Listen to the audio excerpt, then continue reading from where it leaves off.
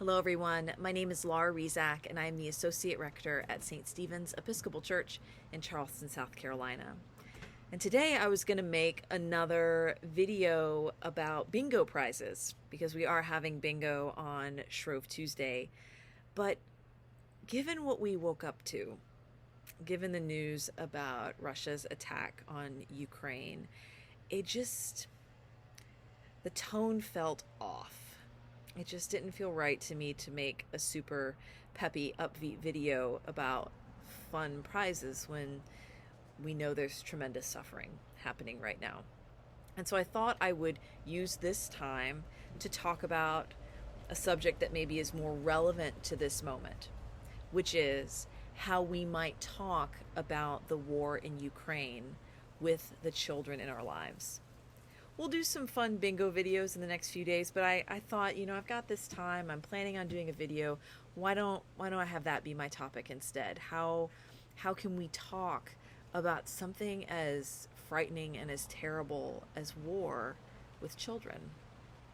And I will say, for my part, I am not an expert in that. I am a priest and I have experience as an educator, and so I will share what I know and what I have found to be helpful in my work, in the hopes that it might help you parents, grandparents, aunties, godparents, neighbors in your conversations.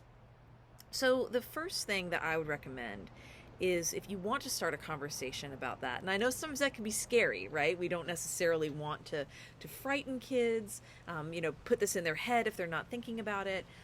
The reality is that kids hear and see everything. And I think that they often have an awareness of what's going on, even if we are trying to change a channel or turn off the radio when they come into the room or come into the car or whatnot. So starting a conversation in some ways can feel scary, but it also can get what's happening out in the open and give you an opportunity to speak to that topic from a place of love. So one way to start that conversation is to just ask kids, what are you hearing? People talking about this at school or at soccer, or have you heard anything on the radio? Just see what they're hearing. That can be a less threatening way of just starting the conversation. Hey, have you heard anything about what's going on in Europe? You talk about that at school today? Just an idea for a way to get that going. As you're talking, I think asking kids what they're feeling and sharing some of your feelings. So modeling that openness to talking about, it's kind of scary, isn't it, to see some of those images, or makes me feel angry a little bit to know that people are being hurt. I think that helps, right? If a kid, if you're asking kids to be vulnerable, that's a way that you can join them in sharing some of those feelings.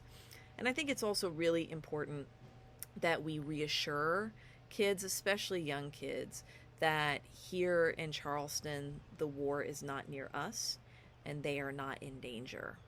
So if they're saying, I'm feeling scared, validating that and taking that opportunity then to reassure them. If you have a young child that's asking some questions about war, one explanation that I've used in the past that I've found helpful is to explain that war is something that happens when people decide not to use their words to settle a conflict.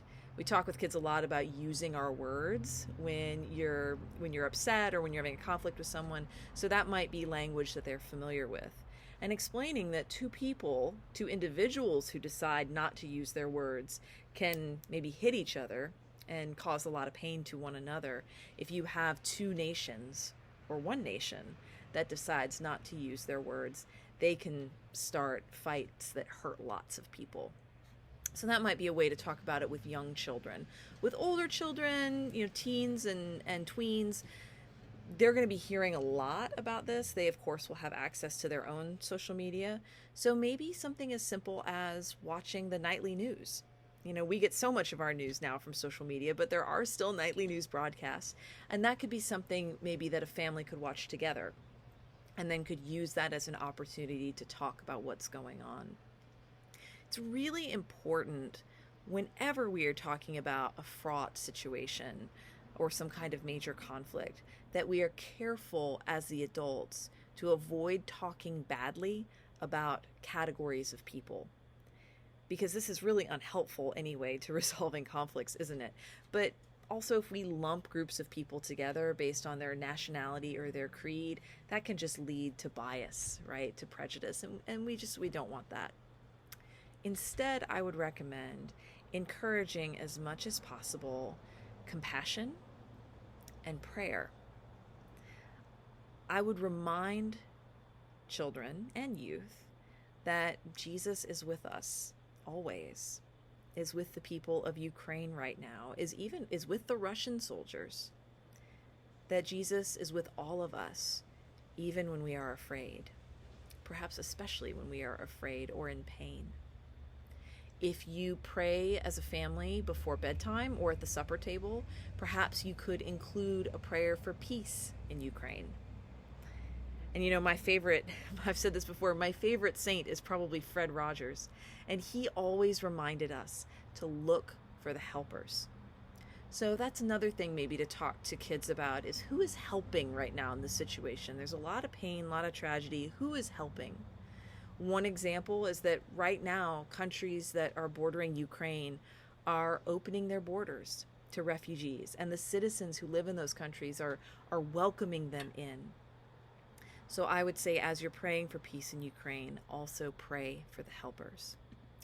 If you need help talking about this with your kids, or if you want specific prayers, maybe that you could pray as a family, please know that I am here and more than willing to talk with you further if that's ever helpful. And thank you, all adults who speak love into the lives of our young people. Thank you for being the loving, spirit-filled people that you are.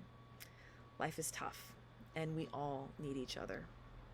Be well, friends. Stay safe, and I'll see you soon.